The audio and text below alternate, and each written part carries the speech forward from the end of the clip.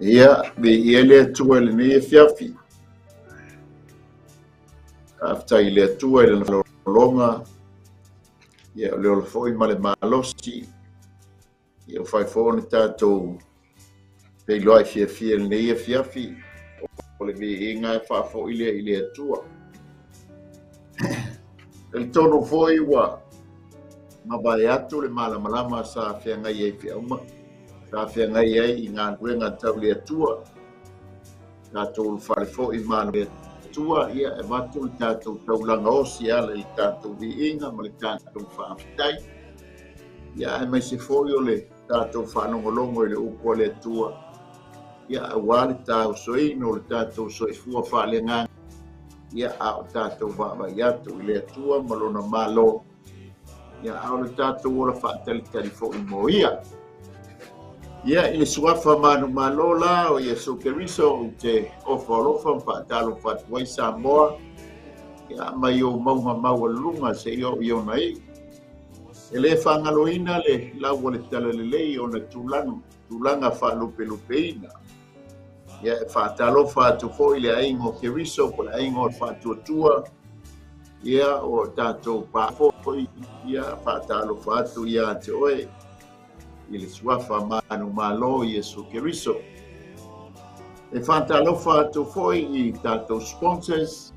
Ia ua fo i le tō pito la au. Ia mi ia le ali i tātou noti mea whaitas. Ia ona o ia malona mapa. Tālo whaatu fo i le sunga le CEO, sunga le whawhengainga ia mai kureta, mai whaltua, mai no whalo. Ia mai se fo i le whainga nuenga malosi ki lani. O whaatalo i mātua whalea nganga, sunga le whawhengainga ia mai aba opa, mai whalea nipou. Ia nei mātua marolo, manu malo, ia whaele, politia whele. Ia e mai se foi ia le Carpenter's House.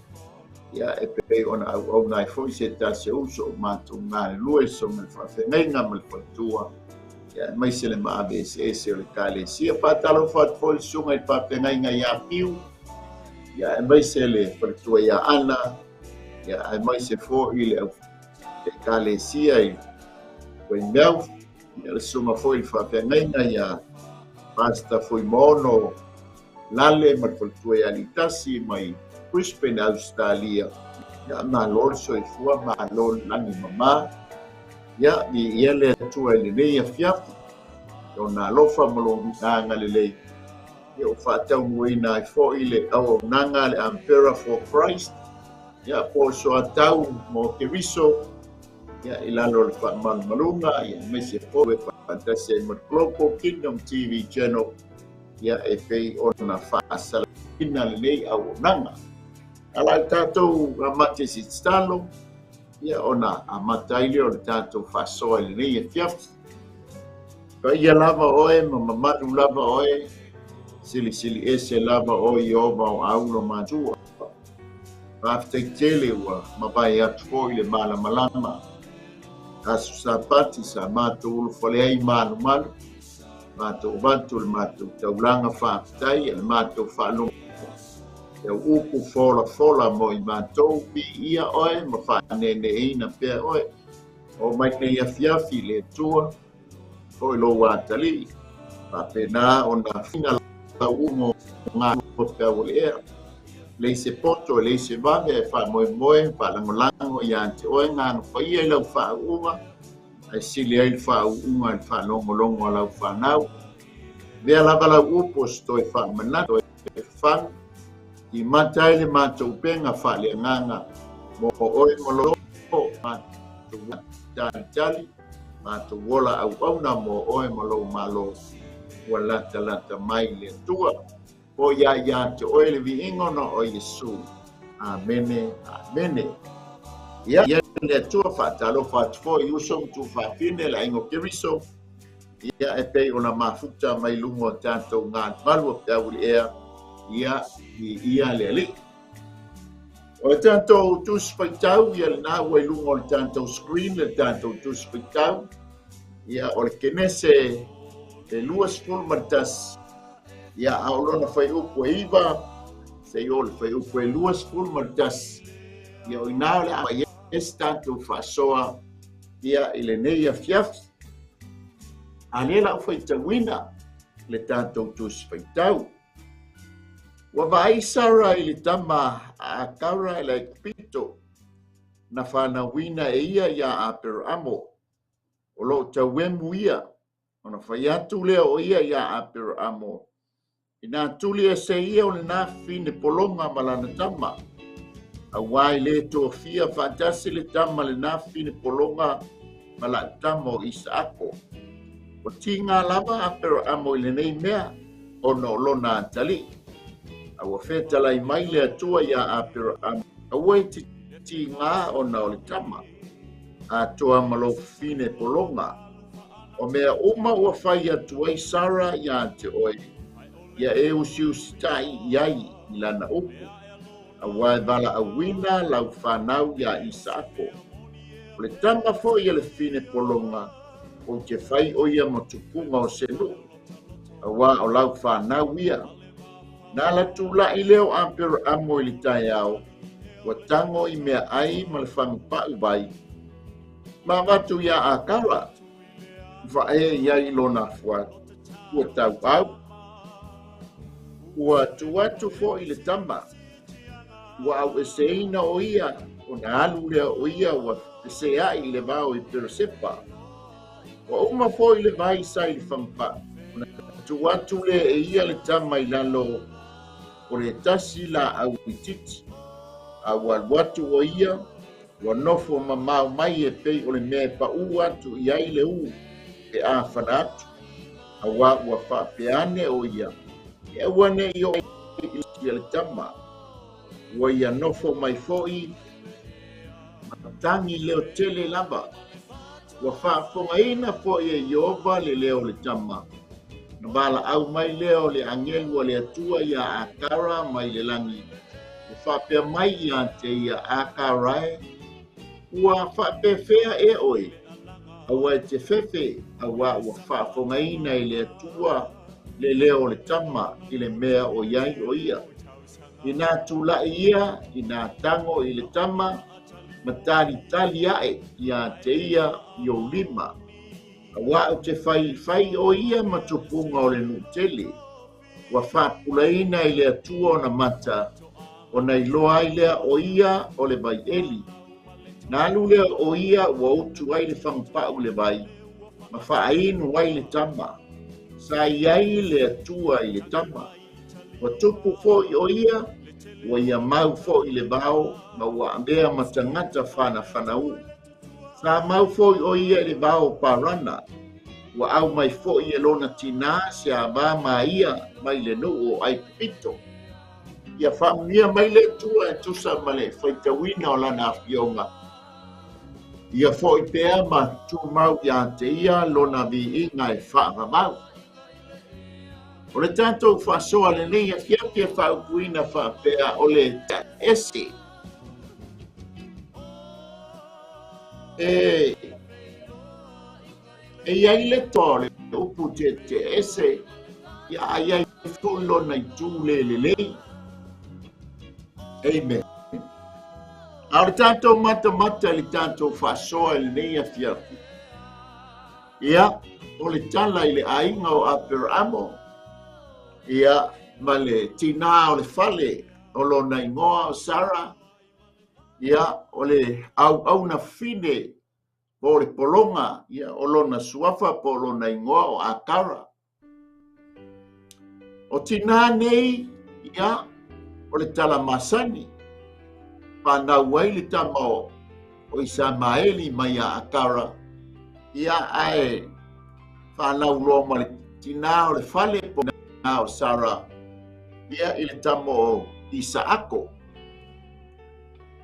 Amen. O le no ua kira ia le. Ia a Peramo ma le ainga. O kira e lata i o le sami tele me titirane. Ia pe lata i o ia ai o Filistia. A lela wanga i mai le ainga. Le wanga i mai Peresepa. E li tali tonunga o ina whanau e li tama pea. O le taimi tonu lea ua 5 tausaga o le tama o Isa'ako pea. O ngai te maua i lunga o le whaiupu e 5 i le mataupu le 20 ma le tasi.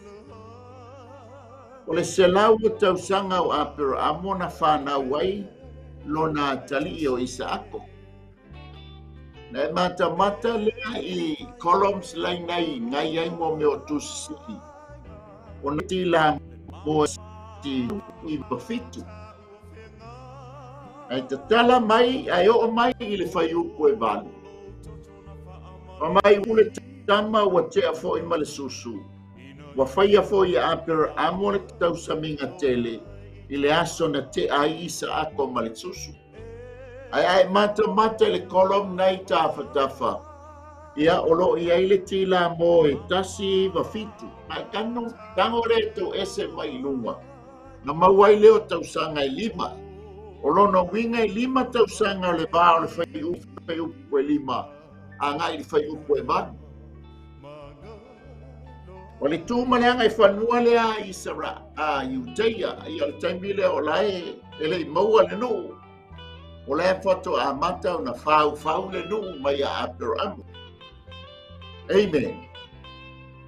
Le la ua whaile tausaminga ia ua o le 5 tausanga o le tama pe fona masani ei tātou yaso nei. Na talo le 5 tausanga o le tama titi po le tene titi ia o whaisina tama i pāti fo i po se tausaminga. Ia ua o le la au whale le tama iona. Ia o e pei fōringa e whapena le ata le tātou te wapa i atu iai. Ai ai le mele tupu e ainga. Tano na whanau mai le tamaititi leo i Samai. E iai le tali tonu ngai whaima misa le wali ia. A le ngata fo i lea. O lae mai tau e Sara winga o le tama leo i Samai. E o mai le taimi lea pe o le tātou whaitau i tātou tusi whaitau. O tausanga o Isamaeli pea ma le sifuru, o se vā o le sifuru fituanga le sifuru iwa. Tausanga leo Isamaeli le taimi lea.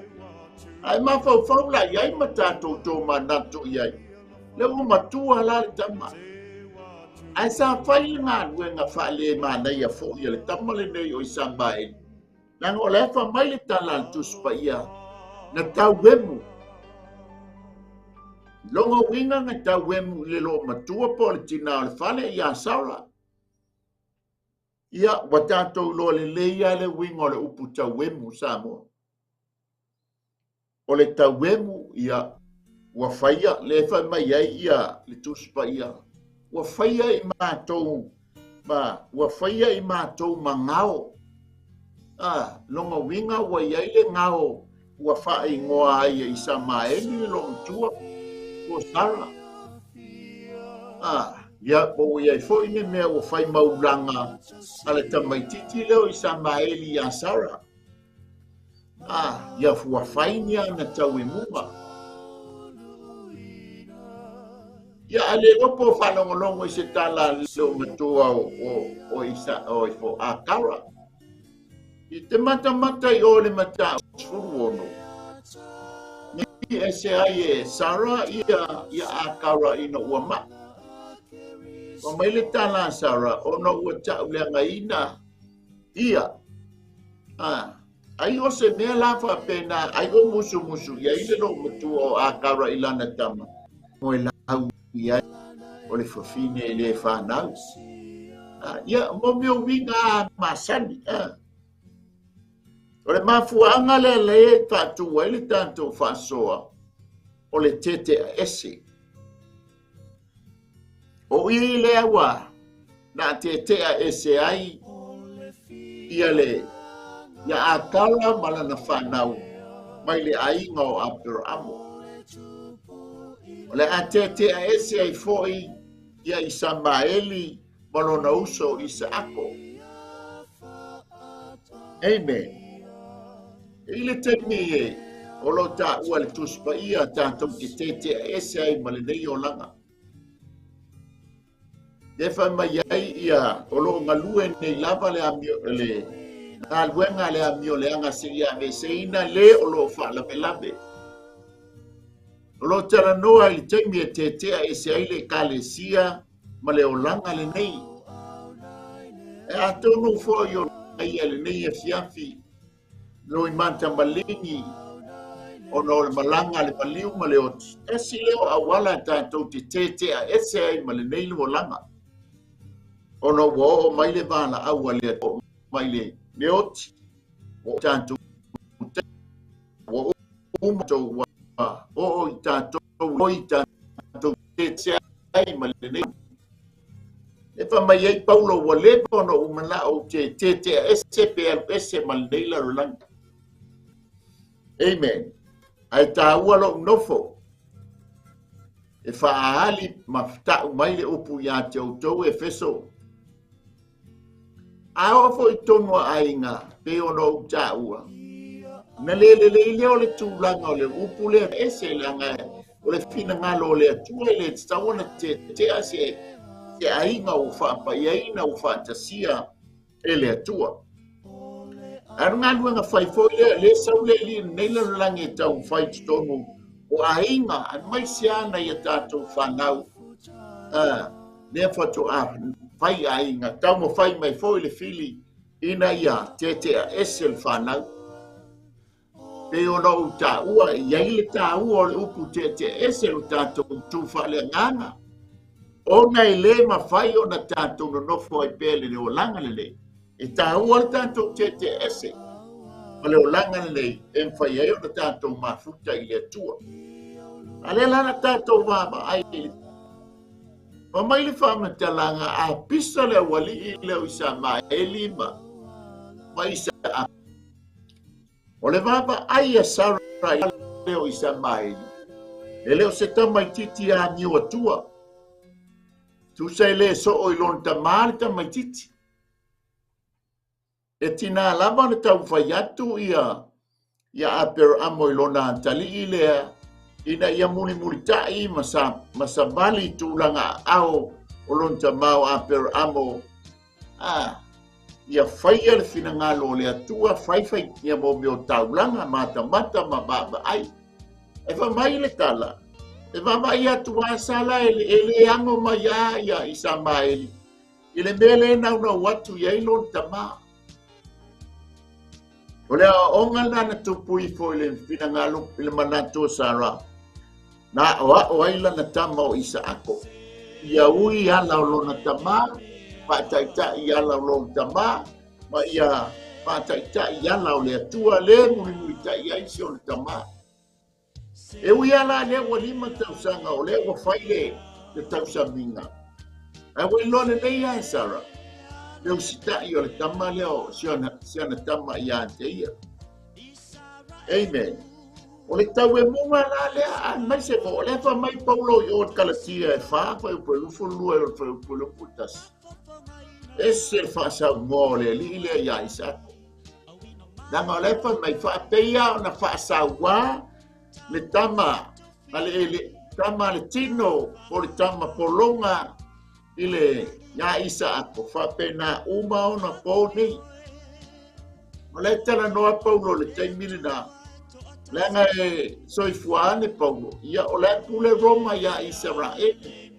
La fasa moa fo ia Roma ia Israel.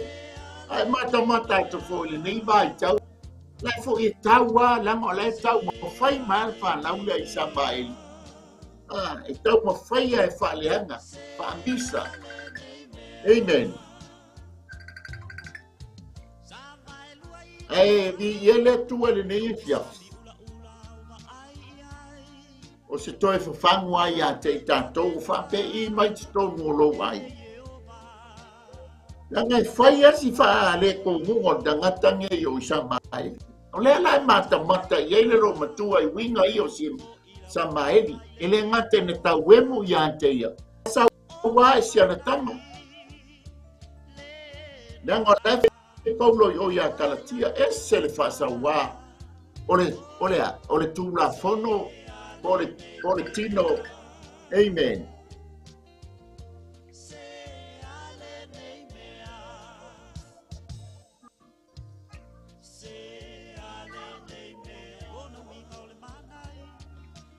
Hallelujah. Praise the Lord. Pamaila a misa le to lua le. Ole talale ata isa a koe whaia isa mai. Te lo oe te le alofa i le atua.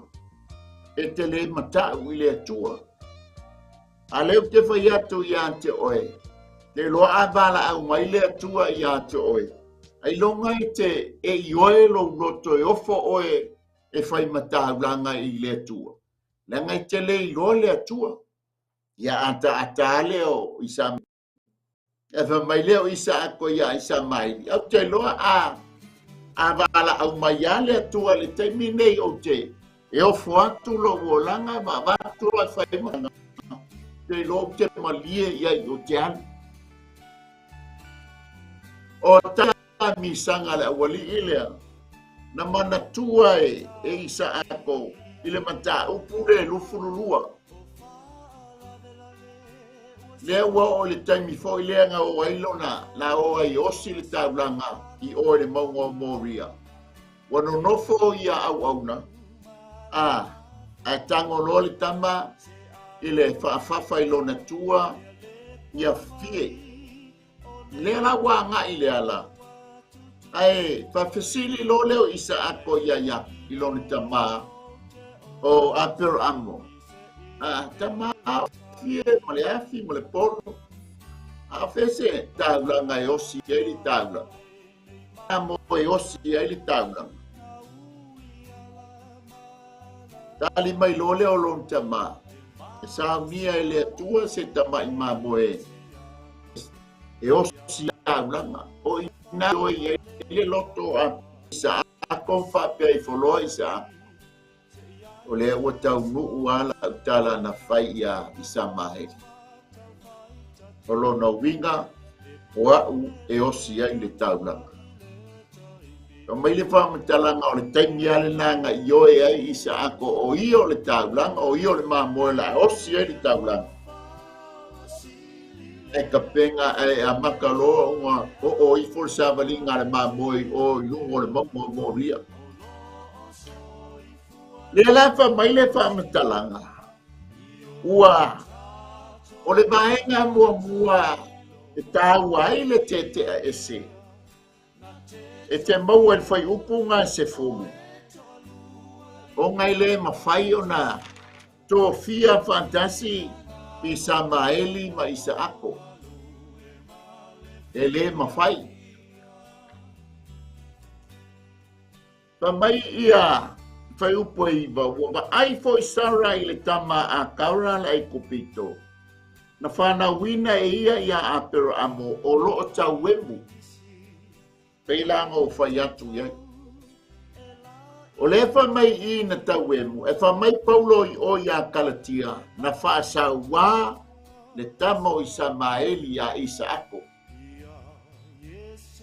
O le mafua anga lalo te ese o le ainga lea. O ngai le mawhai o na tōwhia whaatasi i sa maeli ma i sa ako.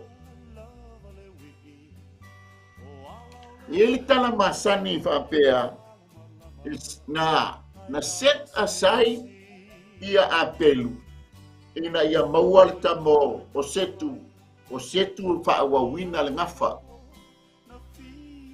Dei lao i, o le fina ngalo le atua, na ave ese ai le tamo i sa maeli. Aya, whaawa wina le tamo le forfolanga, e tupunga mai i mawhaa, au le ngafa o aper amo. Pape na fo ia isa ako mai a kopo. Na seta sairi e sau, ai whaawawa isa ako le ngafa, ina ia whaataunuina le finangalo le atua. Na seta tsain Josefa, ai au maila na whanau a Manase ma e Whareima, e i to tonu e whaitauina le whanau a Iakopo. Papena la i leo whamai, o no le tau wemu le li lea, ma na whaasa wao le li lea, whamai leo lea, o le tala, o na whaiatu leo, Ona whai atu lea ia apera amo. Ina tuli e se ia o le nei whawhine polonga malamtama. A wai le tō fia whātasi le tama le nei whine polonga malana tama. E li taimi wabai e se ina ai le ainga o le atua po le ainga o le whantua tua. Ai sea. Le angai le wha masino ina i tā ua. Le tā te tutu whātasi ma e a mio le anga i stone i lumo le wha masino ngā ioba. Le wha mai eli salamu. A wai le tutu fo yo e a mio le anga i wha pototonga. E le tutu fo yo e anga sala i wha masino ngā. Awa o sila fia yoba le ala o e a mio tonu. Ai whano lama le ala o e a mio le anga. E le mawhai i le wha masinonga le atua. Ona tutu whaatasi o e a mio tonu. Ma e a mio le anga i lumo le wha masinonga. A yoba e esi le wha masinonga. E a mio tonu e se fo i le taimi o le wha masinonga a e a mio le anga. Lela wa whaatonu lo e Sarai, e Sara, o le taimi lea lea wa umona wha ingoa Sarai ia Sara, apo ia apera amo. Amen. Matau lia foi o le winga o le upu apera amo, o ia o le tama, o le bao nu. Ia po le tupunga o nu e tele. Le winga o le suafa Sara, o le sauta maitai, po le tina o le fale, po le tina o le ainga. O le winga o le upu akara, o le whewai, po le wheanwa i sora. O le winga o le upu i Samaeli, o le whaafafonga, ua whaafafonga le atua po le atua whaafafonga. A ua whaafafonga ina i wha lautangi. O le tama lea whamailitan la tuspa ia e tusa ma le asini o le bao. E whai tangata uma mona fili. E whai tangata uma mona fili. Tonu, e whai foi o ia ma fili o tangata uma. Rama aila e mata le vai tau nei. E le ai, we whika mata ngata i whanau i Samael. E wha mai foi, e whai no o tato uma o fili al tamale. Longo winga la sa o ai ile ngō i Samael. A o le ngō i sa ako, o le ata. O le whaasa wao le lilia. Ko e ta wemu i a Sara. Le mafuai le hita. O le hita ia Sara. O hita ia Isaako. E whapena uma tonu o tātou ai. E ia ka. E ia li se wali o tātou. E se le whaasa wao ia tātou. E le ke o foi fa mai Paulo. Ke lor tu la fono e se le whaasa noa ia. Tala le a Paulo. Mai o le tu la fono o le sifi o whaasa noa ia. A wafo e sasi lola na savali. Ia ave ia le tu la fono. Sasi lana tala noa ave ia le tu la fono. Sasi lana pule alava fa mei e wale eiso na sauro tonga. Onor whaasa noa le li leo le tu la fono. E le te oala fai tu la fono malo. E lima ta e eo ngā le tu la fono e ta ina i tātou ma lima ta ina i tātou. Ale manei o le tala lea. O le tete a ese matau lia fo yo Sara ma a kaura lai tala noa mai o le tusi a kalatia e whafa ko lufu lua totas. O whea ngainga. O le mafua anga lea. O le tete a ese. Ona le to fia fantasi i Samaeli ma i sa. Na le tau feturi fantasi ni whea ngainga. Ole winga o lau tala. Langa se longa e uma le tāua ma le taimi o le whiangainga. Fato a fo apnis whiangainga. A uma fo le taimi o whiangainga fatula I mai lesi whiangainga.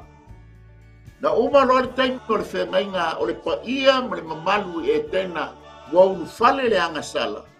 Anau mai lo fatuina lesi whiangainga a tamu ma eva o le taimi lea wanga sala. Umar whiangainga ia a tamu ma eva tā le taimi o le whiangainga noa fatula I mai whiangainga noa. Umar taimi o noa wa tā le taimi o le whiangainga a pero amo fatula I mai le taimi o whiangainga a pero amo. Ma le atua. Uma le taimi o le whiangainga ma a pero amo wa tā le taimi o le atua e fatula I mai ai le whiangainga a mose. Uma le taimi a mose wa tā le taimi e fatula I mai ai le uru fale o le nuu e ose li whiangainga I lau ele o Palestina. Te iao o ina tula I mai le tupulona lua o Israelu o lona ingoa o Davita pa wa uma foi le taimi o lau o Palestina au tula I mai le tupu o Davita. Amen. Te iao o mai na ulu fale mai le whiangainga le a Davita. Te iao o ina whanau mai Yesu Keriso le alo o le atua. Pato a amata le taimi o le a. Taimi o le whiangainga fou le na tāpeneina Yesu Keriso. Le ala ele I uma le taimi o le fou. Whiangainga fou na te ina I tātou. A nga I le whiangainga e whaamabau. I le ola e whaamabau. Nga fuanga lea, ele mawhai o na nonofo whatasi whiangainga. Wa mai leo le tala. Na ti ngā apero amo I le mele o whai atu wai sara. Aisea, na ngā le manatu apero amo o isa maeli, o ia o le urumatua, o le tofi o le urumatua, o le tama leo isa maeli. O le tasi, o le lua vai tonu o whaamanianga, e ande I tama lea. O le tofi o le ulumatua, o le lua mai tonu o whaamanianga, e ande I tama lea. O lona tō whinga whaosi taulanga, e tatau ona ande I tama lea. Amen. A lea lau whai mai Sara, soli, apela ambo, tuli ese a tara malana tama. E sau male leo langa ele mawhai o na tōwhia patas la tama male tama ale fifine no fopolonga. Ne lena wha mai ei paulo ia kalatia. Amen. Tau mata le tala ia apero amo malona aima. Tama o le folofolanga, o le tama o le ele, ma le tama le tino, na ola mai le tino. Amen. Sa iai le fuafuanga apero amo ia isa mai. Ai o le fina ngalo le atua le na tala noa ai ia Sara. A le fa mai fai o. Ua ti ngā lava apero amo le nei mea ona o lona atali. Ai sea, le anga o le tama lea o le tama le urumatua o le aina. O le tama lea o whaamanianga e ave iai e whaalua. Tapon posen whaamanianga e ave le tama lea. Le anga o ia o le tofi o le urumatua. Amen. Ai ngā whaalongo a apero amo. I le tala noa mai e Sara e tatau o na whaatupu le te ese.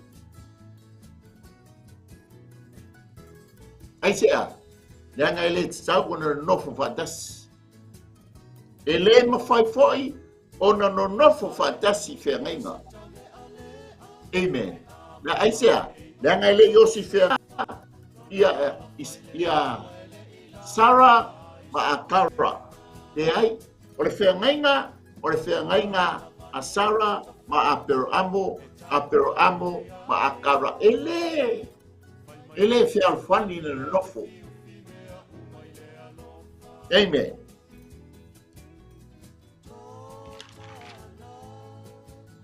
Ta mai le ole tala.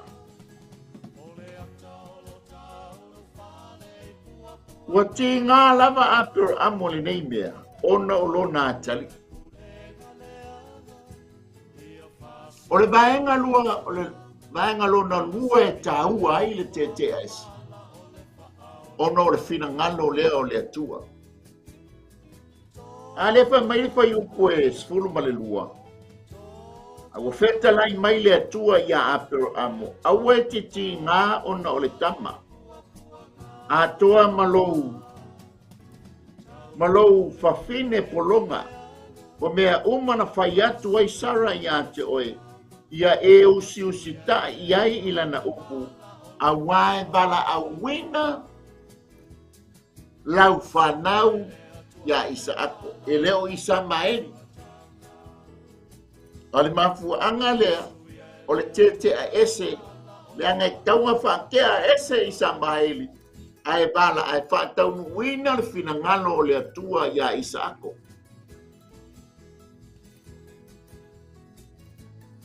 O le winga foi lea o le upu lea 𝗗𝗚𝗏𝗚𝗚𝗓𝗏. Call out once. O le vavae e sei o i lātou mō le atua. O oe o le tangata vavae ese. Mai fea. Ile lanolangi. O oe o le tangata watalia Iesu Keriso e whai mali i mawhaola. O te tali tongu tātou te leo toi fia i tu ina raunga sa tātou wola mai ai ma fia ai i tātou. A leo wa vea i tātou matangata ua te a ese ma tu ina naunga ia sa tātou fia i ai. Ma tu ina naunga ia sa tātou ma moe patasi ai, ma tāwhawhao patasi ai, ma eba patasi ai. Ai tea, ua ma whai o na tātou te a ese, ma tūranga whapea. Pa mai lea o le tala. Ua usitai ia apero amo ia Sara. Ti ngā ma le alofa o apero amo si o nā tali. Aina whaia lava le mea le whai mai ai Sara. Usi tai le upu rau wa whai mai ai Sara. Tā ua i o le upu usi tai. Amen. E ui lava nei loe apero o i o le tamau le ai. E matau pia fo i le nong tā ua le tā ua Genesis furuono. Na maa, whaatolo le o e fo ia, o Sara ia apero amo tuli, alai mai e le whanau tama. Ka mai leo apero amo, e whaia o ele mea lau au na Filipolonga. Tau lia lau lea e senga mua lea akara. Amen. E na maua atu ai le angelu le ngofo le ma. E leo le angelu a Iova. O whape, o a mai oi. E wha mai, o sola mai lo matai. E wha mai leo le angelu ia akara. Sau i toi alu i lo matai o Sara. Mai whātou ese iai. Amen. Wha mai leo le tala. Na tā pena leo le. Ua langa laku le angelu o lai iai ia. O ngā langa whai iai. O te Bala wina ia i Samaeli. Langa tau lole ia akara i le tau po le ono le ingoa le tama o i Samaeli. O te whātupuina le nuu. O se nuu. Mai a te ia. Ore tulinga lo na lua la lele o ilo malana tama ino whanau I tama mai tau mai. Pa mei o le ba o le sfuru fitu tausanga ngai sfuru iwa tausanga le matua o le tama. Wa ioe ia aper amo fai le mele fai mai ei sara. Ta pena le oli. O le afoia, o le malanga. O le tama foia le fine polonga o te fai o ia matupunga. Ala no mai le aioba ia aper amo.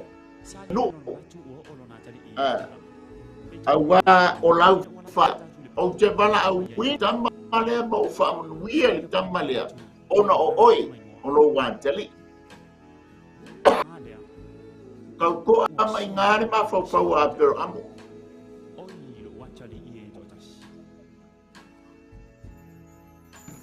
Mo kau seti mailo na ma fa fa ma o kau ko a mailo ma popole. Kau ko a mailo ma ki nga. Amen. Ka mo le ali me ta to ti ngai to mo le ai. Au ta to te fa a. Ele fa pe o le pisa. I to tonu o le ainga o le ona so bai le pe fo I ai fa fitau. Ele fo years fa fitau li le pisa. Ele fo years fa fitau li le tau e misa. Ele fo years te fa fitau ia I le tau ai se tu lo a o me o to tonu le fale ma ta e ai ati a ele o se o fo na le fa fitau ni sa ia wa ko e fa fo male ato pa o sto ina ia o fai nga nei a tele ta fa ia le fa me wala to ainga ia wala wai ma me pa ia ai leo se tūlanga e te tau no o ia. Oi ti ngā apero amo. E leo se mea, o le mea sili o na ti ngā ia apero amo. O le tuli o lona atali, o lona atali, o lona ainga fale lea.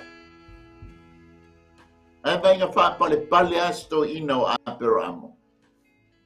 Ta maa, o whape I mai lau loto pe a whai oso ni tūlanga whapea. O le whapea ato le toi ina. Ma ai lau sunga mua lea I lau whanau. A wani toi tū wai. E ai toa pea le tai. E ia le au ngā o tamaiti. E ia whoi le aso e au ngā. Mai ti ngā a pero amo ai ngā. Pa umai lore fitalai ngā le atua I a te ia. O te whātu puina le nuku le tama lea. Ona o oi. E ui lava la ina. Ma whatia e whina ngalo a pero amo ma le loto a pero amo. E o folo ma lie a le upua a sara tuli. Tuli ese loa a kara malana tama. Tuli. E le anga yo le upu ta. Tuli. Tuli ese. Ele se kametiki o kakuwai. Ele lopo iso tama. Leiso tina a. Amen. Ai no sa ia a pero. Matalia le leile tala a Sara. Tama. O Sara. Amen. O le tina. O lau tauto. Na liwa ioe patas. Ile lua osi ngafia ngaino. Amen. O le ale tau mo whainga mai ele fili, o le lua. Pai ka tātou whai ele upo iopu lefa mai e iopu tau koe tōku sifuru. O si le whea ngai ngā mo tātou manta, awani o tātou toi maana na o atua I nisi tau po. Amen. Le lawa mai I ti ngā to ina. E na tadia ilo na nganga whaafitai. Pero amo ua tatau na whaatau nuu le tete a esi. Aisea, e le tōwhia la tama ma le tama no poroma. E ngoi mai le atua I le si sai ma le si tū whapea mai a apero amo. Apero amo, aua titi ngā ona o le tama, ma lou whawhine polonga. E ele tua ai a foi atu no yaso ia. Pa mai a matul se tamai ta I nofo polonga. A foi e mana au ia ile matai. Amen. Ona la no nofolia. Te fai a inga se tulo. A fa pe fa nau maile le tamar fine polonga. E na ia no sto ai. E ia ilo le ai ia ta mai kike ngofo ai sto. Langa olona tamali matai. Ai pule matai ile fa fine pe tuli pe fa nofo. Ai foto ata tala I tenyo ina tula ya mose. A ole tenyo le lima sfulu tau sanga ole upeli. Ai no fo polo polonga. Wai lai no fo ai talafu to fangalo umana ai talafu. A ole tenyo o aper amole amatanga. E fai talia le matai. Le tuli le au na. Au na tamai tai lana tama e yailo na ai no foi. Ore tasi leo ti ngao wa pero am. Ore yalia yao o isa mai e no foi. Ai foi talian a kaura ia a turi. Ore turia a kaura.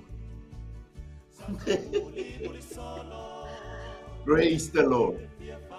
E nau sita I lava a pero am. Lewa tuli fantas wa ave ese fantas wa tete a ese a kara malana tama ona ile mafai ona tofia fantasi pale tama o Isaac. Kama ile ole tala. Una tula ile o apero amo ile tai ao ese le. E uia ina tinga. Ena fai al tiu te fa apero amo.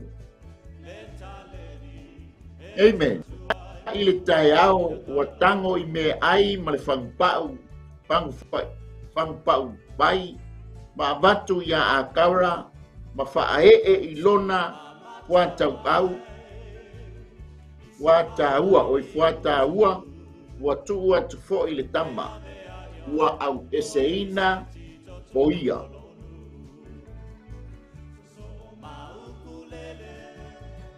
Mai na ta pena after amore me ai. O le whampa ule ta ua mai. O le tū maleanga tunu ia. E whai le whampa u le pa u le manu. Taimi o le eva I baile. Pa mai la o le pa u le manu e ngaosi ma whai ia I whampa. Ai mata ina ile. Le whango pa'u ngai tala noa maina. O lo whai le pa'u o le manu. Ai ina wanga sala a tamu maeva. Tango fileo a tamu maeva wa fati maila o le mati. Wa whai ai la titi e tau fi ai no la le la balaba. O le ator tau sa I linga o sa la mi o tomu e tau lafi ai luma ua. Ai leo fina ngalo leo le tua. O na tapelo pe fasi leo le manu. O le manu e le sala. O na mai leo le toto le manu leo. Wa fi ai le ang sala a tamu maeba. Ai au mai le pa u le manu. Ua whai ai o la off. O le 𝚟𝚒𝚘 Mo Keriso. Amen. E manuti ai oe malolo ai tanto. O le whamau whai longa na o le whengai ngā atamu. O le toto le manu na whai mau fiufi e whamau tū ai le la whengai ngā. Le taofi mau ai le whengai ngā. Le manuti ai le whengai ngā. A o le pa'u le manu sa whaima whamau whailonga e seo lai le whengainga. Le nana whao ngā I loa manu e osi ai le tāulanga I a Iova. Amen. Fai le toto le manu. Papena na whaapaieina ai. Le ngata o le whata whai tāulanga a o mea tō tino o le whale whita whai. Ai mai se le mea sinsilo le pa ia. Ai lu ai le toto ea. Au le taulanga o le angasala a rona ma le whanau polo la ainga. Ai mai se le nua. Ai mata lai. A tonu na whasi le manu e whai ai le whampa. O le ata o lea. Sei tau fofi ai le tama lea malona tina leanga o lewo ese ma le ainga. E rifo le pa o le manu sei tau. Sei tau ufi ai. Le wha le tonu a kara ma le tama. Leanga o le lao ese ma le ainga. O le ainga e mapu iai. E to o mana iai. E sa o loto iai. A le lao e whesei i le bao. E ve ia le toto Iesu Keriso. E manuti ai le tama lea. Le manu lea mawhasi. E whai ai le whangpa. O lona toto lea wa. Ai se ina ai le tama lea mo lona tina. Leanga o le lao le bao. Bifo le pangpa o le manu e whai ai le whangpa. O le ata o le puinga ma le leonga le atua. Amen. Leanga o le lao le bao e se ai ai le bao.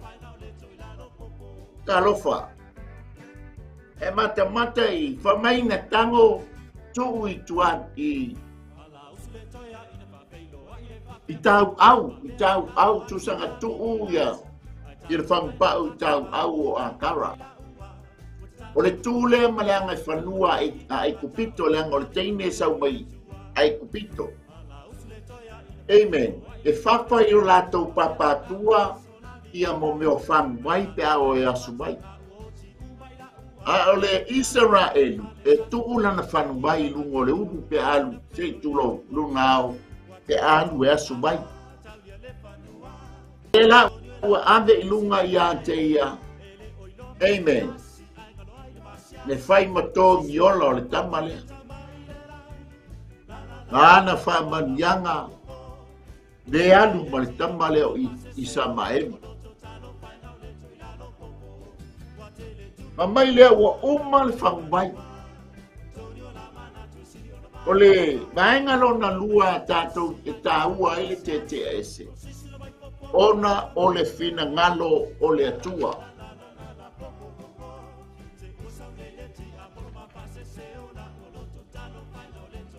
Ka te maua le whai upunga e sifurulua. A ua feta lai mai le atua ia apero amo. Ona o le fina ngalo le atua. Na mafu ai o na whaatupu le te ese ina. O le fina ngalo le atua. Tātou te a ese ai ma le neila rolangi langa i le whai mo tātou le neila rolangi. Wana porkalame mafuafuanga. E iei le teimi e tā ai le teimi tātou te ese ai. Te ese ono le maliu malanga le maliu ma le oti.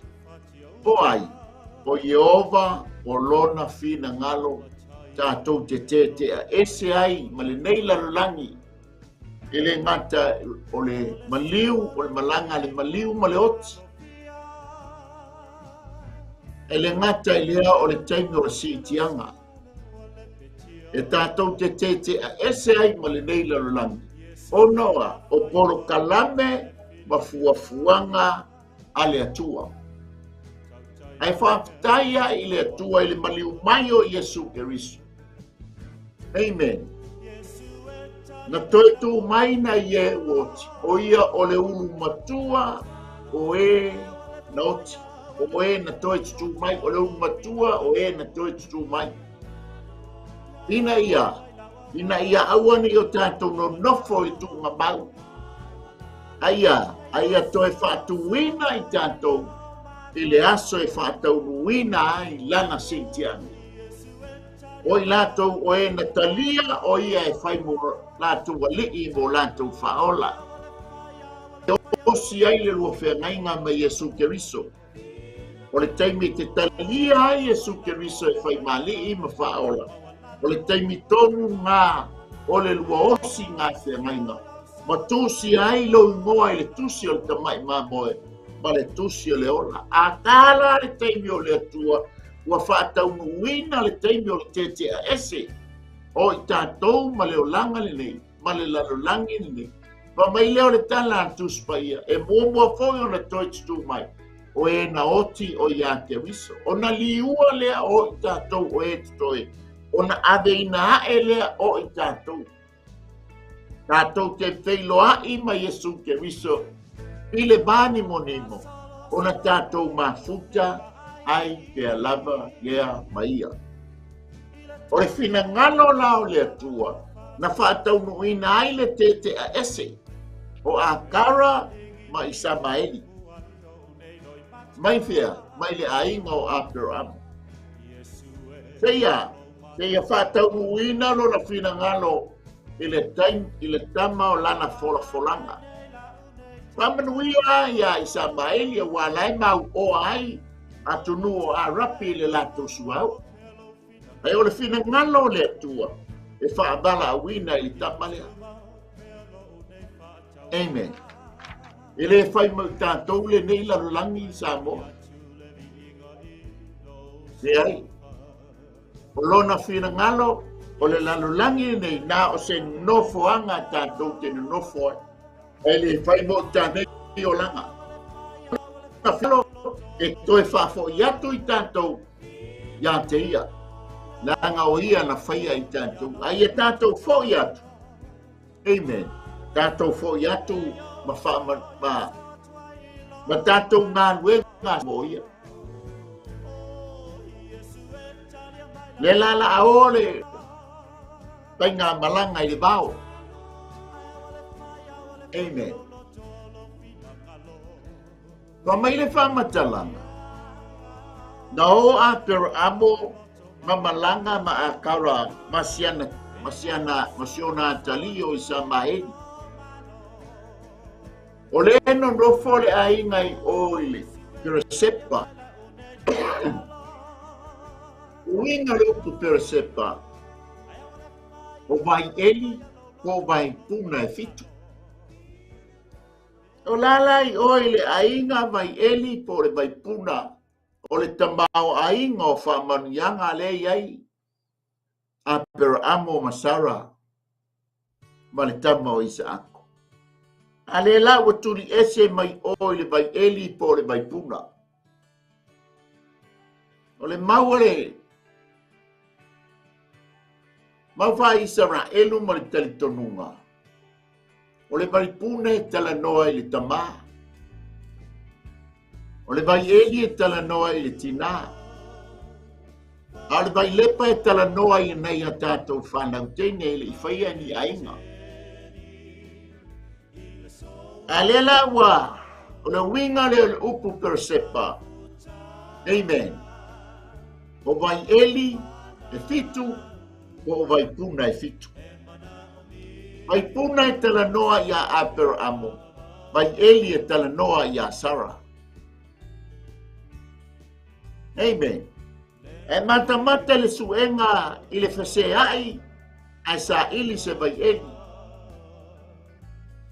A le alu le tina e tala noa le tina I le vai eli. A le la ua lost. Ona ua tete a ese. O mai la le whaamtalanga. Na halu a Abraham. No ma a kara mai sa mai. Ma nga I le bao parana.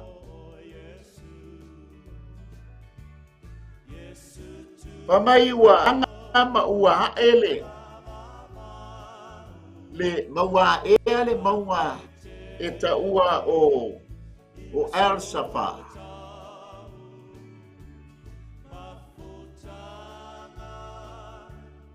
No meina, sorry, na tau nuu loa le ilia fo I le malanga ea.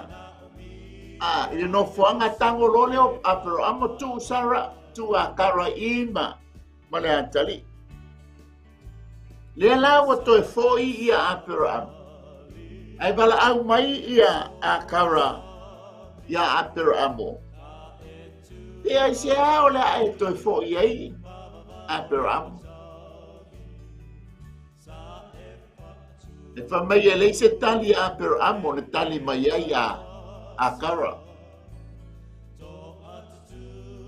watoe a watoe turi tatau atu ile fesilia a kara o le fina ngalo e leo ala ia tuu ma ua i nei ni liwal ko inga pa mai ioi mai lo ma fa apea mai lea ona fa apea lea o le tamaitai oi ele a faina la ele mafai ona tu la fo ina i ma ua ma ala oi ele mafai ona tu la fo ina i ma ua e ala le mafu anga lea o le fai o le avea o akara ma tina e sili o na taua i le lotu muselemi o lana tala lea sa fai a apero amo o lona wingo o le fina ngalo leo ala e tu uma ua ioi e famai apero amo ioi ka mai lole o akara oi fafitai le aila se a faina o le ele tu la fo ina i ma ua e ala o le mafu angala a mata mata ele vai tau le nei o i Saudi Arabia nanga o le vao le lenga o iai o le lau fanua le o parana i temili nei o i lau ele o Saudi Arabia e a ngai mai i lalo wale te ilunga Jerusalem e te a ngai mai la i le lau ele sa iai Utah o Utah la le lau ele te le ai sa iai tutonu le lau ele sa ave ia Simeona o tutonu la o le lau ele o Simeona ai le ta uo Persepa amen ai mata tu le taua le nga fainge me ia tali tonunga o le tasi leo ai na fa umatia i lo ketia o lalo le south balanga o lalo iai o le south iai Persepa le tasi leo ai taua la wiloa i tono o Israel sa fa le nga ina i lo ketia a Iran ale winga la le tala le la wana nofo pa mai leo le tatou pai tau watu lo leo le tina le ufa mai a peramo ioi a fina ngalonga ala tu o doi nga pa mai lea wa umar fa vai wa umale vai sai le fampa na tu watu le na tu le tamai la lo le la a walu akara pa mai e pe o le mama o le fana o le u tolongo vinga ata a fika ia i le mama o le u e fa fe tengo ngai loa mai le tama pe a fai o le mama o le fanga o le u le fa fenga mai lo mai le tama le watu i la lo le la de ku la lo la fa fenga mai lo mai o le mema mao tama le la lo la ai o le tangi le tama o le tangi la fa mai nga fa fonga ina e yoba le ia le wingo le upu i sa mai le wingo le upu i sa mai wa fa fonga ina fo ele atua le leo le tama ona bala au mai leo le angelu le atua ya akara mana tua le mata upa sulu ono le taiminga sola i le bao sula o le bao lea i le bao o Israelu malalo anga i kupito e lua bao te tele ya o mata uli sa vai e ia le va tele i le pua ia ma le va sa ma le o te mini o lo tala tu ngi le lua o lufutonu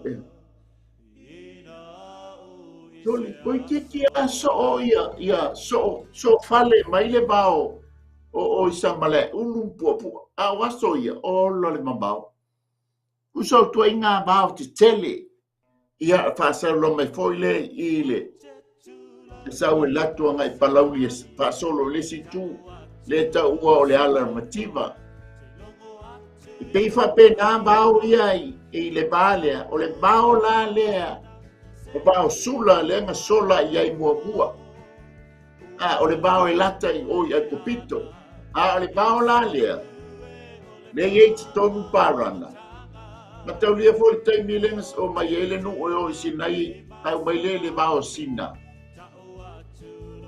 ia o le sipito le o le bao sina na o mai ele nu o le sipito la o le bao le o e fesea i ai no mai le o le tala ua fafongaina i le atua le tangi le tama o fea lampa se mea tātou te fese tai e ai o oe o le tangata o le atua o oe o le atali ma le afine o le atua e fafongaina i le atua lau tangi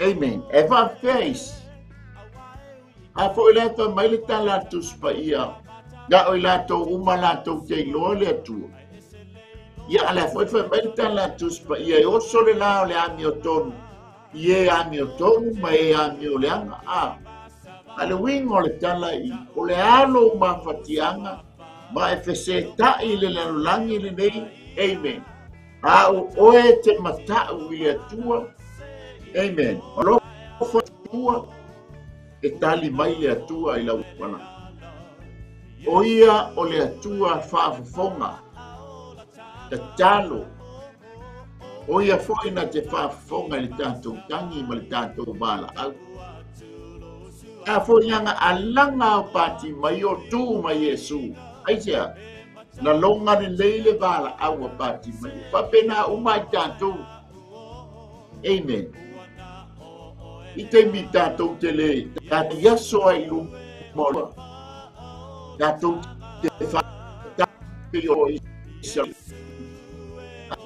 tinganga whaalong te tā Israel no e ifo tupua yo e whakeololo tātou ifo tupua le nungu sai ai amen tātou te le o whau tupua ia alanga lai ia siau tupua ngai te sila fia o e tupua ngai te whaia ia tingana tātou ifo tupua ai tātou te mawhatia lo pawale tātou alanga le atua e ta fia ola Peila o le alanga ale tama lea. Mamai lea. O ngā saulole o le angel.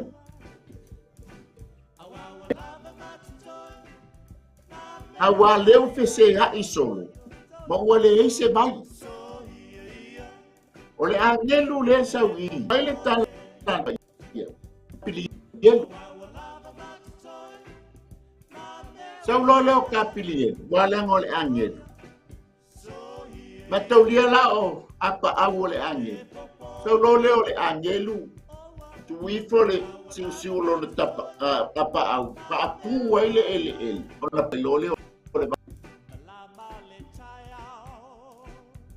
Mamaila. O le angelu le ta. O le angelu le nga maua. E la kuya. Muta posulu. Mamaili te numa. O lo tala noa ia Iesu Keriso le taimi ai le e liutino tangata. Ito ua o ia o le angelu i ova i o i whenga tengenga tuai. Nanga sa ia Iesu Keriso le whenga tuai. Sa ia i foi le nganga pa ia le whenga tuai. A foi le whamai i ova i le ai ngā tua. O mai a tātou te whaia le tangata i lo. Tātou o lo tala noa le no mele tele whātusa. Ale la tala noa mai i whamai talima.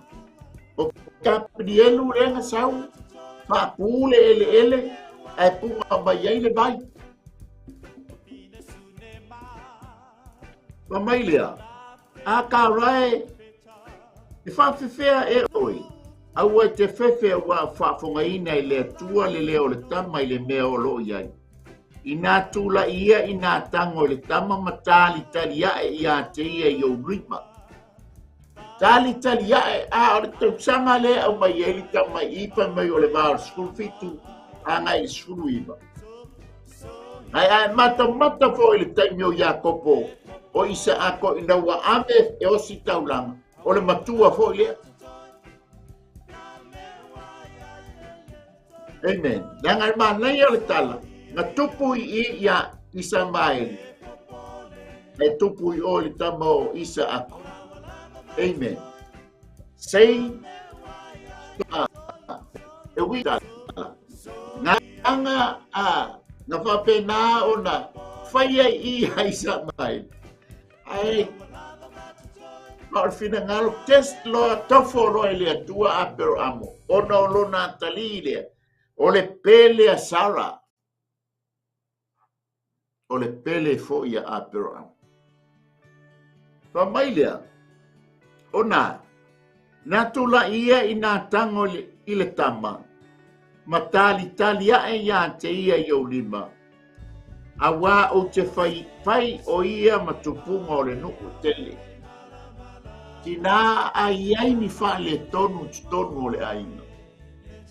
Amen. O oe lau pito la au e malu ai. Na tina po le fine o le winga o le upu o le ola. O oe ola ai le whanau. O oe ai se whawhita uli. Ua le mawhai ona tau fōfō ina. Ale fa mai. Wa alu le tama. Ale wa mea kara. E fai ma tai tama o le tama le. Tula I lunga. Tina. Te le afa fita uli tato ki whea ngai stonu o tato aina. Amen. Hau le teimi te tau au na tato tula I mai. Yeah, ba aia tātou whanau ina nei whano. Aua nei nāna hina I le tamā. Tula I tai ma apo le tamalea. A whai taimi nei o le teenage le tama I taimi lea. O le taimi whawhi tāuli a leo taimi o tātou whanau I taimi o le teenage. O le mua ma fau o tātou whanau. Aia, tina, le taupito la au lea. Ea, tūlai ma tali o le atou ao tina e sapo ai lau tama. E malu lau tama I ate oe. Ai meise siau whanau, tātou whanau teine, tātou whanau tama, au le turia. Aia, apo mai matulai mai, whatulai mai. A lefa mai I. A wau tea, o te whaia o ia matupunga o le nuu e tele. Pa mai lor whai upu le skulu iwa, ua whapupula ina e le atua o na mata o na iloa le e ia o le vai eli. O na alu lea o ia ua utu ai le whangpau. Ka ua le tātou upula o tātou mata whaaleanganga tina. Ua le pupula tātou mata whaaleanganga. Tātou te iloa ai le vai eli. O ai le vai eli. E tala noa le tina o ia o le vai eli.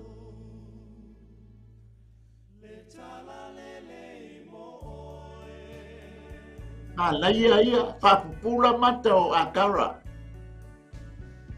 Tele mea wo mai le nei o langa o whaatau o soina ai o tātou mata. Hallelujah. Tele inga mai le fili, ngai mai le tia Apollo. Hallelujah. Wa bea matulanga o whaatau o soina ai o tātou mata. Ona tātou le iloa leo le vai lea o i tonu o lou ainga mo tātou ainga. O tonu o le maafitanga, tonu o le kālesia. Le ua puna ai le vai eli. Le angelu e tua e whaatupu le vai eli. Ai tatau na tātou loa, tātou mata, ma tātou malama i lona finangalo. Amen.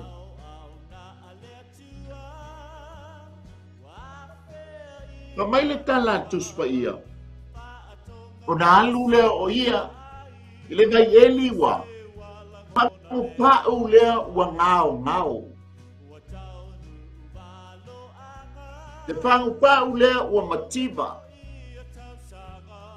Le whangu pa'u lea ua le tamau ainga. Te ngā alu iei, ngā alu le vai eli lea nga whamata iei. E alu e asu mai le vai eli se ia, se i whain wai tama lea. O le ata lea o tātou mātua, tātou apo nei tō whanau. Puti nei a tātou whanau. Ia aua nei pa uatu le bao lea e whesea iai ma le iloa ai. Le bao le angasala, le bao le lanulangi. Aia, o le tāmata whaioi lea i le mai tau le nei o tātou iai. Le anga ua pupu aso ua whaingata aso nei a tātou whanau e puti mai iau a ao mo tātou lima.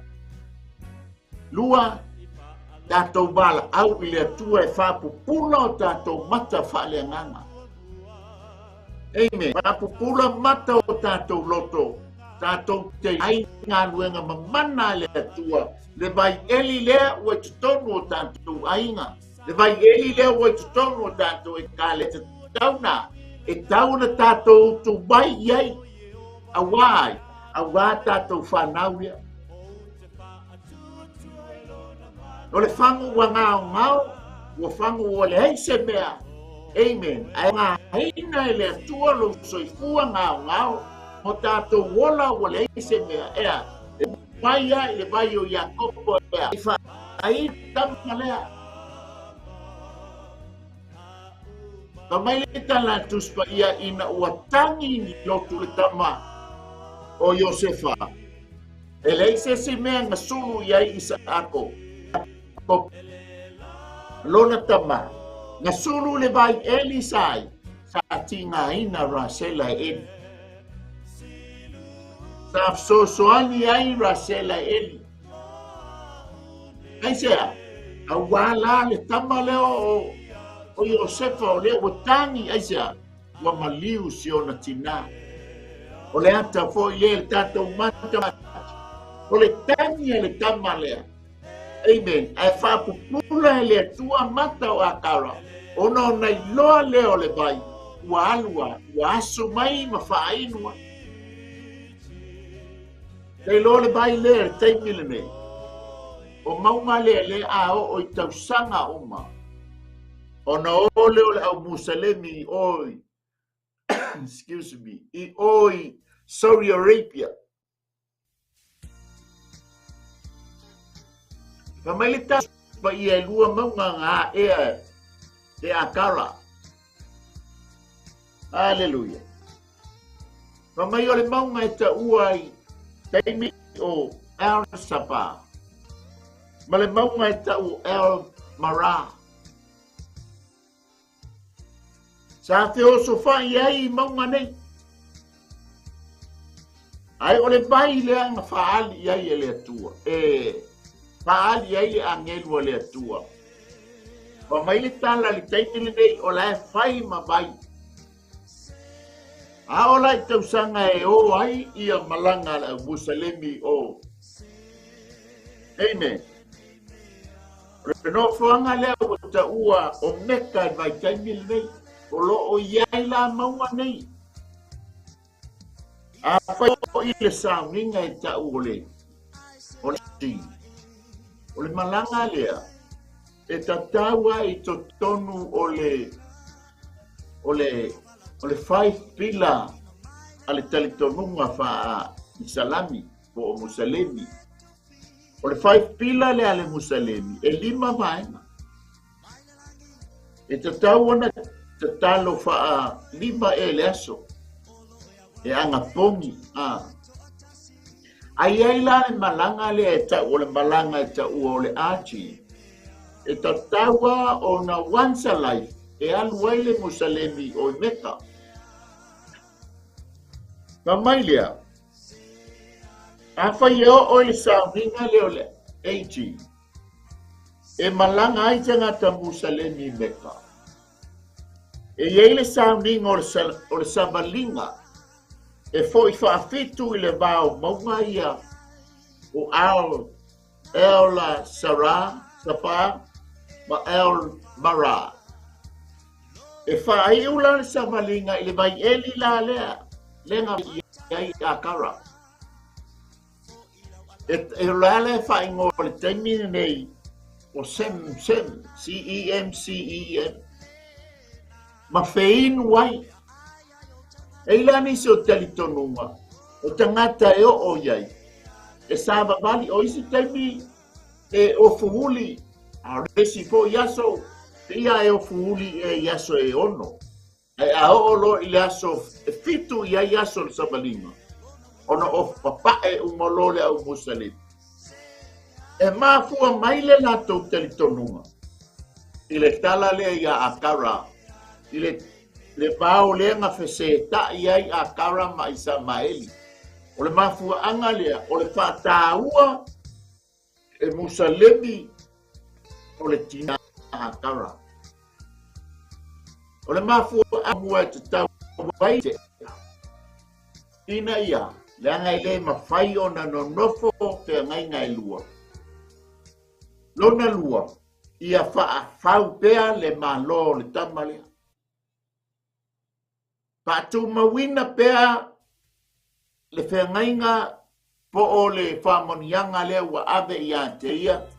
Patu mawina le whamonianga na ave ia isa ako e iai oema. O le whina ngalo lao le atua. Na mafuai o na whaia le te anga. O le te ese. Amen. Langa le tō fia whatasi le tamo isa ako. Ma le tamo isa mai. Lona lua. Ona o le whina ngalo o le atua. Lua. Ia tofua i la ua ma whamanianga. Hape na foi oe ma. O le tengi tātou te uru whale ai le ola e whamavau. O inu ai au whamama tātou whamavau. Ia mea le ola nile lanto iai. Sili ai manuia le langi. Te awa le tengia e whātau ai le TTS.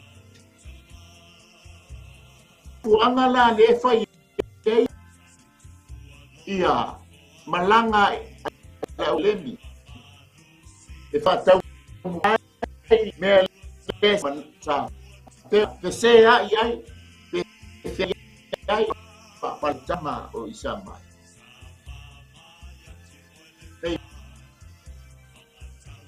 Boa o le tanto ona le tai ile atua to e fafangu ia te o e mana te e tala ni natua ia te le tai to te tu la wai te pula to mata ta fanga o pula mata to loto ai le tai mona puti puna i tanto fu tau mo taipa ya whamanianga mai le atua le vai eli o lo tala noa i le upo le atua amen lo tala noa fo i le vai i le nganga whaia aleluia ea e whainu ai ma whawhanga ai ma whatausami ai anato na ia tātou whanau. Awane i pa u i le vao e whisea i e. Awane i pa u i le lalolangi. Nei wha umatia lo lantou soifua. Whamai tā vita. E sili alo pa u i a ao o Yehova. Samoa E tāua le tātou pa ui ao iova awaia e muti vale lona lofa. Le ale vai ngai whangai whainu ai o tātou whana. Amen. Le ale tu e ngā vai ngai whainu ai oe, ma whainu ai a tātou whana. A whai e le hanga, a whai e le manaia, a whai e le lei vai ngai te fia iai, tau te vai ngai te tau ana whainu ai a tātou whanau, langa o tātou whanau le muli mai a te tātou. Ta maa a whai o whale, a whai o e fia tu e ngā mai leo, te tala noa tu ai sao iai, a le a whai wa tu wa le au ngā. Amen, wa leva ngā tu. Nei te whapea mai o le wa leva na tu. Alleluia. Whainu le mai o le nganga pa ia nei o tātou ainga. Ua lata lona toia fiuma. Amen. Pe iau no tāua. E tāua le te ese. Amen. Ina ia aua nei tō fia whatasi le tama o le folfolanga. Ma le tama o isa mai. E tāua le te ese langa o le whina ngalo lea o le atua. Amen. E tāua le te ese e tofu sia ai i tātou i whamania. O lo whantali mai le langi. Langa e tāua le tātou te ese ma le nei lalo langi. Amen. A whai wholo te ngai malanga maliu maleoti. Malingi whoele loi mata malingi le nei afiafi. Malie lo whina ngalo, malie o tātou loto. E ui lava ina whaina tāpele. E ui hai na matui. Ai e manatu ma tātou loa. Tō fia whatastou le lalolangi le nei. E leo tātou no whoanga le langi le nei. Lua, malie o tātou loto o whina ngalo leo le atua e tau na tātou o ese ma le nei lalolangi. E whaina tā le anga i le whainga o whina. Ai malama lo fina ngalo mo tātou loto. O le fina ngalo lea ua whaitu tasi le atua. O lona fina ngalo ua le taime a mia ai o tātou tangata. Paia lona fina ngalo e tu o tātou loto. Lona lua. Ina ia e tātou maua whaamanianga o lo whaatali mai. Amen. Manuia i le ola e whaamabau. Weia saunia ma tāpena ina mo i tātou. Ta mole tātou whasoa na le fiafi. Au nangale. Global Kingdom TV channel i le Paul Kalambe o le Umbrella for Christ. Ia ko le Soatau Mo Keriso.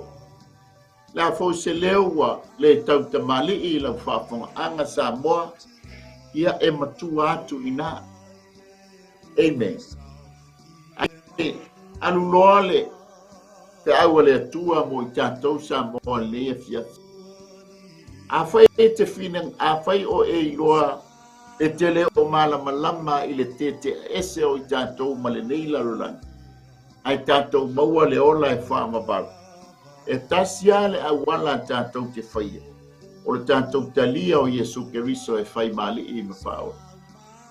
Pawale o le tangata tātou te mawhai ai, a o le taimi tātou te a ese. Tātou te a ese ma tātou whailoa i maia. Tātou whale i le ola e whaamabau. Ai a whai tātou te a ese, a tātou te le talia ina Yesu Keriso e whai mai whaola. O lo o iai la se oli e tātou te o sao a ia. Nanga o le tala le atu spaia e leo si tala unale le tala atu spaia. A foi le whai mai le tala atu spaia e mua foi o na toi tutu mai o ai. O e na oti o ia Keriso. O na li ua leo o tātou o e o lo talia Yesu Keriso. E whai mawhaola le taimi lei, ai moe ai le tangata a mi o le anga, ma le mata. Amen. A whai la e tele Italia Yesu Keriso, a o mai le taimi o le te ese e te lua whailoa i maia i le lai. O fia e whai te talo o le whaolotanga. O le tatalo lea e te whaataitai mai upo le nei tatalo. O le tatalo e te talia ai Iesu Keriso e whai mo walii mo whaola. O le teimi tonu foi lea ua osi ai le lua whiangainga. Ma ua tūsia ai mo lo ngoa. I le tusi o le ola, o le tusi o le tamai mamoe. O le tusi a Iesu Keriso. Whaataitai mai upo le nei tatalo o le a tāpenaina masānia. Mo oe le nei a fiafi. Whaaftaitele a Iesu le nei a fiafi. O lo nei. O a ua le tangata angasai. Ai te tala atu lo loto i a te oe Iesu. O te whai ai oe. Mo ua lii. Mo uwha. Whaaftaitele Iesu. Talina oa. Ma whaamangaloina a uanga sala umala. Ma avea ai oa. O se tasi o lo au ainga i lai. Bi ia lava o Iesu. Amene ma amene. Whaaftaitele a nganga pai. Pai se ua whaia le titalo. E avea ai o Iesu e whai mali a ola. A o le titalo foi e toi osi ai le lua whengainga mai. Mo bala au e whapaia ma whamanuia i ante ia. Alofangia lau whamanolonga. Nganga pa ia e pe ona e whapulaina mata o akara. Ma ia ba ai le vai. Whapenale mana onga tui na atu i ante. O ilato uma na talia o Iesu Keriso. E whai male e ma whapulaina mata whale nganga. Mātou te mata ai ma mātou loa au whaamonia. Anga le lei lau whanau. Ta mata mai le lei a fiafi. Whamunia le si i tua ma le nofo ala. Ai a fo ia te oe le vi ingono o Iesu. Amene. Ia. Ia. Ngā duenga tātou te whaike. E whaatupula ia e pēlo whaatuatua ma lo talitonunga. Mua fai tau lau tuspaia, o fai tau o le afiama paia, ia por tuspaia o le fetalai mai lea o le anganga o le atua i ante oe. Lua, te talo o lau te talo, ma le tātou te talo. Ia e whapena o na fetalai mai ia, o lau tala noa na i le atua e ala i lau te talo. Wala isi si awana tātou te sota iai mo lo matua mo lo ma le tātou Iesu e wheo na taliaina le nei e fiafi mlo nā nganga pa ia. O lau te talo ma le tātou te talo. Ia ngata po i lea tango tau Iesu i se tasi e wheo na e taliaina le nei e fiafi. Langa iei le pale tau o le pale o le oli e maua i lantou uma o e manu malo e nā nganga mo ia mlo na malo. Ia a whaifo tau sa ili se tale sia e te hadu i te tāpua iai. Ia ma ofo i nai lo soifua mo ia malona malo. Amen. Ia ma aise le kalesia la talatane o lo awa o le upo le tua ma whaitawin o ima. Whai au ngai nai le upo le tua ma lau ngai nai le upo le tua. Ia pēle nā whawhengai ngai soani mo oe au alo o langa whale nganga ua lata no toe whiu mai. Ia toe moli atu le nganga whawhtai sa moa. Tu sai ma le tātou por kalame le nei e fiaf. O so foi ma tua whawhine e peo na mafuta mai lunga o ngā ngalu a pēo le ea. Ia whawhtai ai la pomeni. Ia whawhtai foi te talo. Ia foi whaamanianga. Ia anga le iatu le tua. Pam iatu foi. Sunga le tātou CEO. Sunga le whawhengainga ia mai kureta ma le whalitua ia Sarah Maisele. Whanau i anga le leile ali. O so foi ma tua whawhene la tau o sponsaina le tai nei au nang ia iai whaamanu ianga ale atua. Ia mai ia te au nei mai Wellington. Ia wa o leo wa uman whai tātou te talo. Ia e whawhtai atu ai i le atua i le nei e fiaf. Ia mai ia te au nei ia manu ia tele a fuafuanga le nei e fiaf. Saungi atu foi malo longa. Ia iai le wha malo longa. Ma le wha manianga le atua. Tai ilo soifua mo a te au. tātou whailo ai fo ia te au pe a tātou mau e seo lama le malosi mai ia te ia o le bi inga e tu mau ia te ia ona o Yesu. Amene, amene. Ia tō wha soifua sa moa manuia le nei e fiafi. Talofalava, Shalom. It is with great joy that we invite you to join the Global Kingdom TV channel's first ever trip to God's Holy Land, the land of miracles, the land of Israel, the land of the Bible. You get to walk in the footsteps of Jesus. You get to see firsthand the cities, the places he performed many miracles. You can take a boat ride on the Sea of Galilee, see the surrounded towns and cities that the Gospels write about. You get to see the places that the Old Testament talks about, the places where King David hid from King Saul. You will see the Dead Sea, the lowest place on earth. You get to visit Jerusalem, the eternal capital of Israel. See where Jesus taught the scriptures from the temple. You get to pray at the Western Wall, a remaining of the temple. You will get to see where Jesus was once buried and realize he's no longer here because he has risen and he is alive and he's soon coming back for you and I.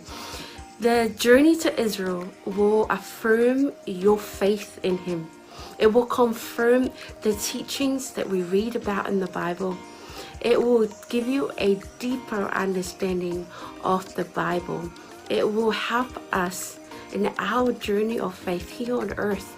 And I encourage you, take this journey. It will change your life. It changed mine. God bless. Shalom, shalom. Talofa Samoa na tunu pele. Ia fa talofa atu le fiafi ngo su ala ulu. Ulfo matamua sa longa ifo. Fanga ia mpalauri. Ia ile tausanga e tasi le lua afe su fitu. Malese lua afe su valu.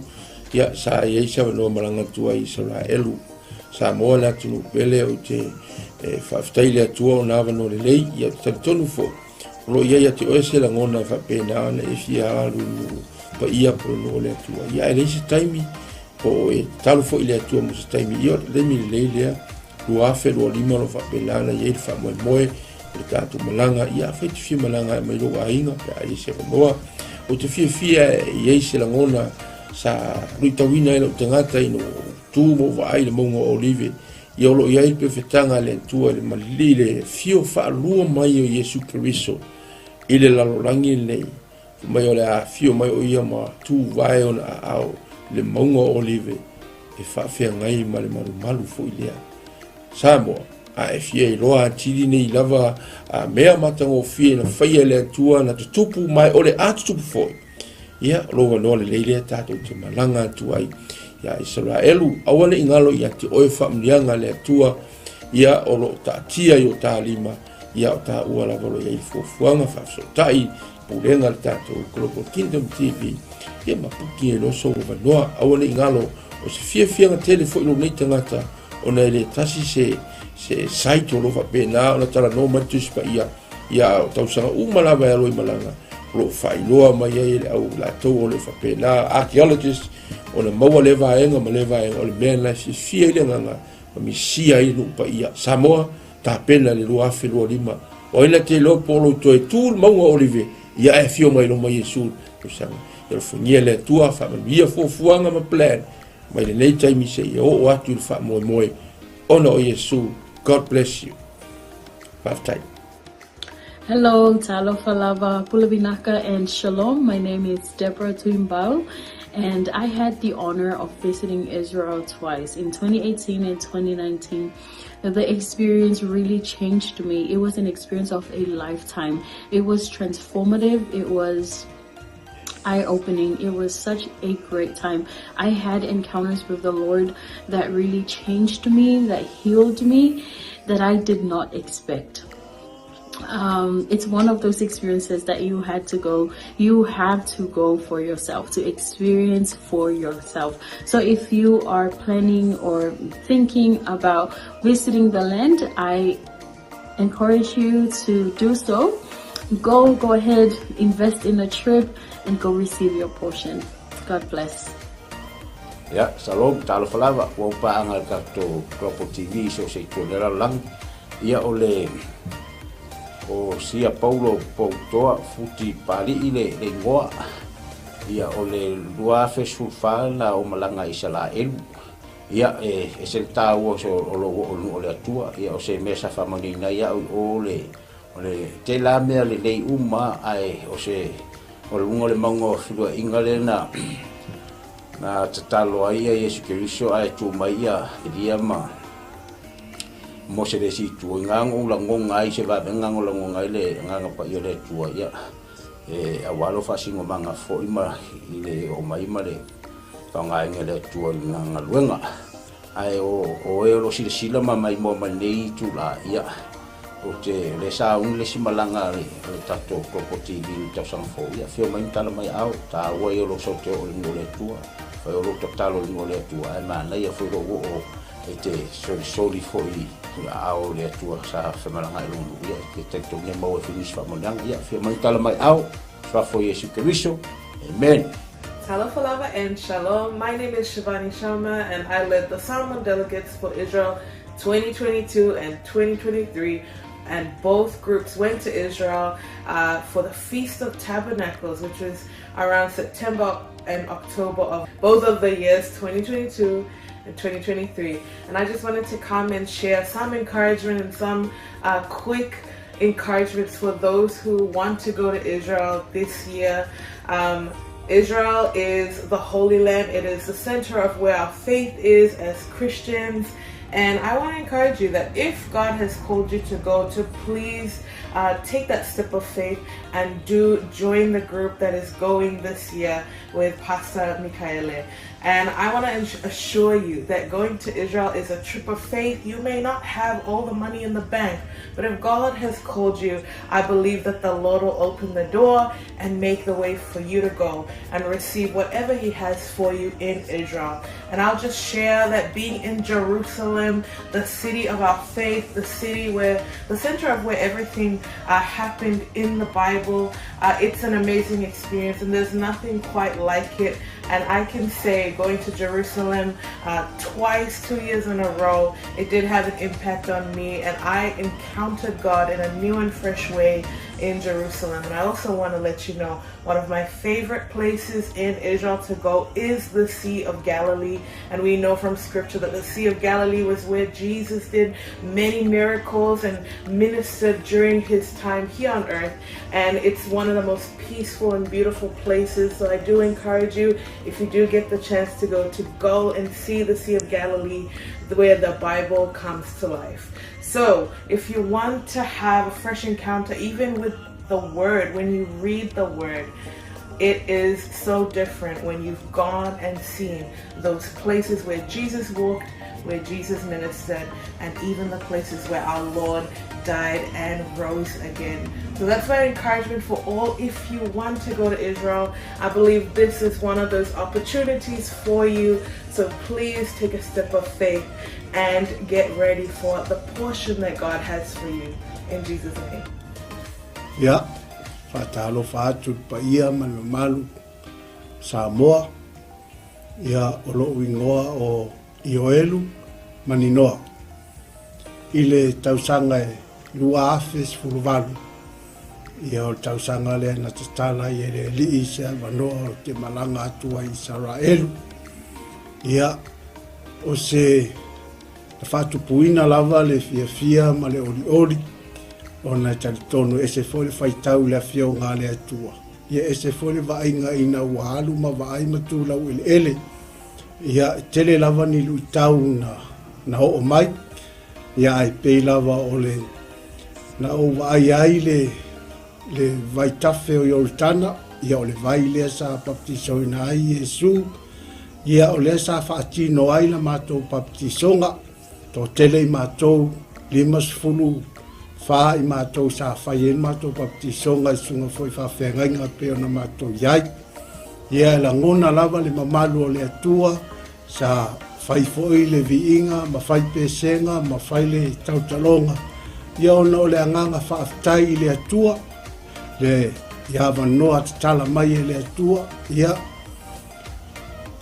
a whai o iaise mo i mitinga ia te oe te fia malanga le nupa ia lo wawanoa le leilea lea ua saunia le Global Kingdom TV ia le wawanoa ia e whai malanga atuai o no le suafo Yesu. Amen. Talo falava o lo wingoa o e seta wa apsuanga whaumui.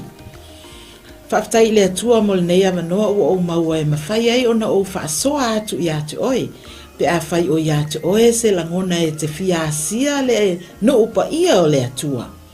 Le neia fiafio te fia whaasoa i atu oe. O se filifilinga tonu, ma le ame o tonu. I lo wo atu iai o le a e iloa ai pei o na o wo iai. E te langona le iai o le atua i mea uma.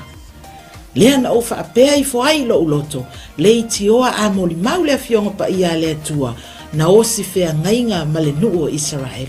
Pa ai le manuia i so se mea, lau ele o la autoto o mea uma, manuia ia o le atua o lo talia Israel.